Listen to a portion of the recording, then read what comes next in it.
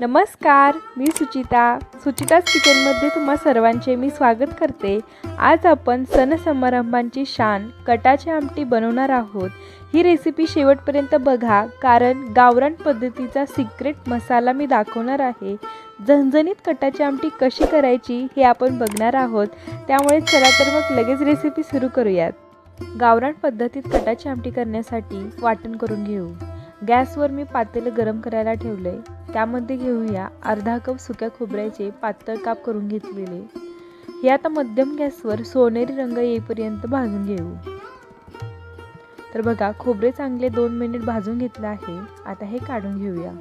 त्यानंतर यामध्ये 1 चमचा जिरे, 2 दालचिनीचे तुकडे, 5 लवंग आणि 1 मोठा चमचा पांढरे तीळ। आता हे तीळ आपण चांगलं तडतडेपर्यंत हे सर्व मसाले भाजून घेऊ। तर बघा, आता कढईमध्ये 1 मोठा कांदा कापून घेतलेला तो भाजून घेऊ आणि कांद्यामध्ये 1 चमचा तेल घ्यायचे, म्हणजे कांदा तो करपत नाही आणि छान भाजला जातो। कांदा सुद्धा बघा सोनेरी रंग येईपर्यंत भाजणी लगेच तो भाजला जातो। आता बघा, कांदा सुद्धा आपण सोनेरी रंग येईपर्यंत भाजून घेतला। आता यामध्येच 10 ते 15 लसूण पाकळ्या आणि 1.5 इंच आल्याचे पातळ काप करून घेतलेले हे सुद्धा या कांद्यासोबत भाजून घेऊ। आता सगळे मसाले आपले तयार झालेले आहे। थोड्याच वेळात बघा सर्व मसाले थंड झालेत। आता मिक्सरच्या भांड्यात भाजून घेतलेले सुके मसाले वाटून घेऊ।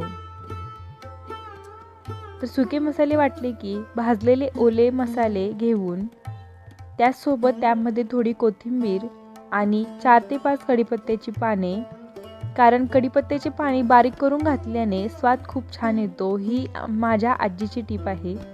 आता हे मिक्सरला वाटून घेऊ। हे बघा, थोडे पाणी घालून मिक्सरला हे मी छान बारीक वाटून घेतले आहे।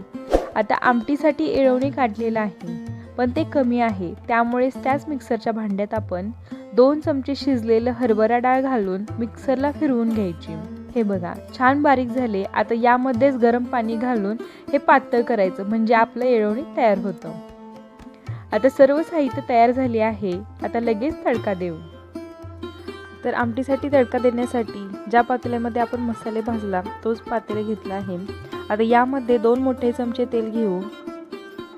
तेल गरम झाले की गॅस कमी करायचा, म्हणजे तडका आपला जळत नाही। आता अर्धा चमचा मोहरी घालू। पाव चमचा जिरे घालायचे, कारण आपण वाटणामध्ये जिरे घातले होते। त्यानंतर 7 ते 8 कढीपत्त्याची पाने आणि आता बारीक केलेले वाटण घालायचे। नंतर ते 2 मिनिट तेलात भाजून घ्यायचे। आता मसाल्याला चांगले तेल सुटेपर्यंत छान मसाले भाजून घेऊ। आता मसाला छान भाजून झाला आहे। आता 1 चमचा लाल मिर्च पावडर आणि 1 चमचा घरचा तिखट कांदा लसूण मसाला घालून हे मिक्स करू। आता यामध्ये बारीक केलेली डाळ घालू, येळवणी घालू आणि आमटीसाठी लागेल तसे गरम पाणी घालायचं। लक्षात घ्या, थंड पाणी घालू नका, थंड पाण्याने आमटीची चव जाते, त्यामुळे गरम पाणी घाला। आता त्यावर थोडी बारीक चिरलेली कोथिंबीर घालायची, चवीनुसार मीठ घालायचं। बघा, आमटीला आता उकळी आली आहे।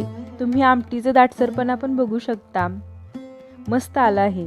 आता गॅस कमी करून आमटी 10 मिनिट शिजवून घेऊ, म्हणजे आमटी आणखीन छान दाटसर होईल। तर बघा, 5 ते 6 मिनिट मंद आचेवर आमटी उकळत ठेवली होती। मस्त तर्री आली आहे। तयार झाली आपली मस्त तर्रीदार कटाची आमटी। आता गरमागरम सर्व करूया। तर करून बघा रेसिपी, कशी वाटते ही मला कमेंट्समध्ये सांगा। पुन्हा भेटूया अशाच एका नवीन व्हिडिओसोबत। तोपर्यंत धन्यवाद।